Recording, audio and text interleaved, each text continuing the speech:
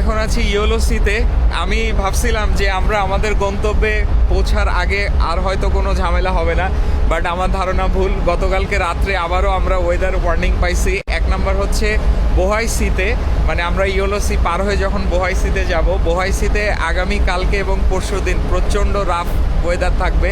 সোয়েল বা যে ঢেউ সেটা থাকবে 3.5 থেকে 4 মিটার। এটা গেল এক নাম্বার। আর সেকেন্ডলি, এখন আমরা যে পরিস্থিতির মধ্যে দিয়ে যাচ্ছি, এটা গত 10 ঘন্টা যাবৎ আমরা প্রচণ্ড ঘন কুয়াশার মধ্যে দিয়ে যাচ্ছি। জাহাজের ব্রিজ থেকে জাহাজের ফরওয়ার্ড পর্যন্ত দেখা যাচ্ছে না, এরকম একটা অবস্থা।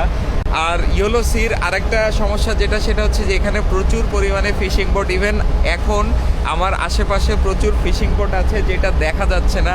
এই শত শত ফিশিং বোটের মধ্যে দিয়ে এই রকম ভিজিবিলিটি নিয়ে বা এরকম ঘন কুয়াশার মধ্যে দিয়ে ব্লাইন্ডলি যাওয়াটা আমাদের জন্য ভীষণ ভীষণ চ্যালেঞ্জিং। এই অবস্থায় আমাদের ব্রিজে যে সমস্ত যন্ত্রপাতি আছে আমাদের, সেগুলোর উপরে ব্লাইন্ডলি ভরসা করে যেতে হয়, এছাড়া কোনো ওয়ে নাই। আর এর বাইরেও রেস্ট্রিক্টেড ভিজিবিলিটি চেকলিস্ট আছে, সেটা আমরা ফলো করি। আমাদের সামনে এখনও 500 নটিক্যাল মাইল মতো বাকি আছে। দেখা যাক কি হয়, ইনশাল্লাহ সমস্যা নাই। ভালো থাকবেন সবাই। আল্লাহ হাফেজ, আসসালামু আলাইকুম।